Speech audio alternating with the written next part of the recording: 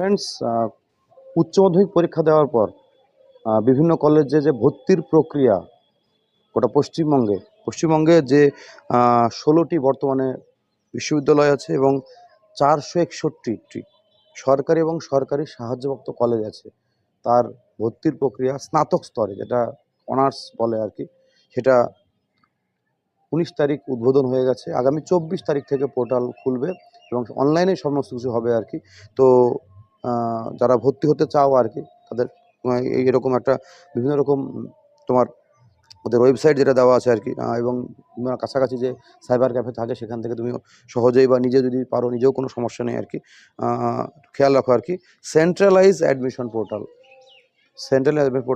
সেখানে গিয়ে ভর্তির প্রয়োজনীয় প্রক্রিয়া তোমাকে সারতে হবে, নিজে পারলে নিজে, না হলে কারো সাহায্য নিয়ে।